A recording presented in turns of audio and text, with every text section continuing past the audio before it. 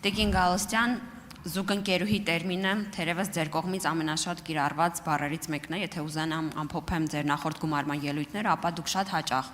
օգտագործել եք զուգընկերուհի տերմինը կոնկրետ անձի մասին, թիրախավորելով իր սոցիալական կարգավիճակը։ Հիշեցնեմ ձեզ, թե ինչու եք դուք դեմ քվեարկել ընտանեկան կենցաղային բռնության մասին օրենքը, որը համահեղինակել ենք ես, Ծովինար Վարդանյանը եւ Զարուհի Բաթոյանը։ Դուք եւ ձեր ֆրակցիան հայտարարեցիք, որ զուգընկեր տերմինը, որ մենք ավելացրել ենք, կարող է ընկալվել որպես նույնասեռ ընկերությունների, զուգընկեր հանդիսացող նույնասեռ զուգընկերների հիմք եւ այսպիսով դուք դեմ եք արտահայտվել։ Ուզում եմ ճշտել, դուք որպես Մարդու իրավունքների հանձնաժողովի նախագահ, արդյոք պատրաստվում եք լինել Հայաստանի Հանրապետության բոլոր քաղաքացիների իրենց սեռական պատկանելության հիմքով խտրական վերաբերմունք չցուցաբերելով հանձնաժողովի նախագահ, որովհետև ես մտավախություն ունեմ, որ այն ամբողջ փաթեթը, որը գրված էր պաշտպանելու կանանց, որովհետև Հայաստանի Հանրապետությունում կանայք են մեծապես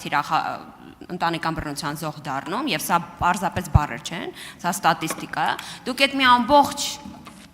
փաթեթին դեմ եք քվեարկել, որովհետև վախեցել եք, որ կարող է Հայաստանում նույնասեռ զույգերը լինեն պետական պաշտպանության ներքո։ Կարող եք ասել, ում Մարդու իրավունքների հանձնաժողովի պաշտպան եք պատրաստվում լինել դուք։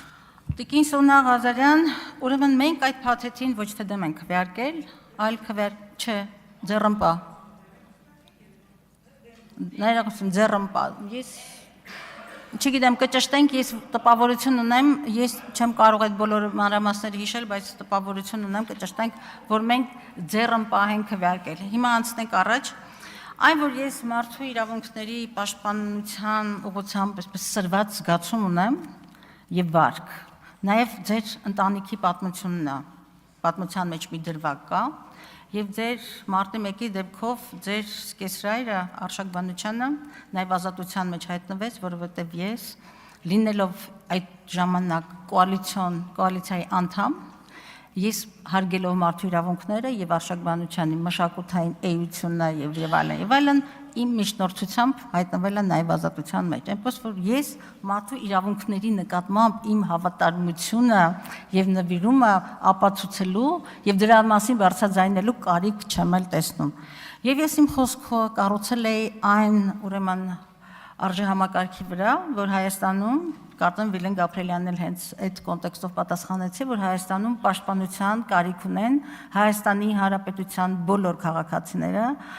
բոլոր քաղաքացիները անկախ սեռից, ազգային պատկանելությունից, կրոնական եւ քաղաքական հայացքներից։ Արձագանք։ Տիկին Գալստյան, կարիք չկա ասելու, ինչ հրաշալի մարդ է իմ սկեսրարը, ինձ դու այդ մասին խոսելն ավելորդ է եւ շնորհակալ եմ ձեզ մարտի 1-ին աջակցության շրջանակներում, բայց իմ հարցը շատ ավելի կոնկրետ է, Տիկին Գալստյան։ Նախ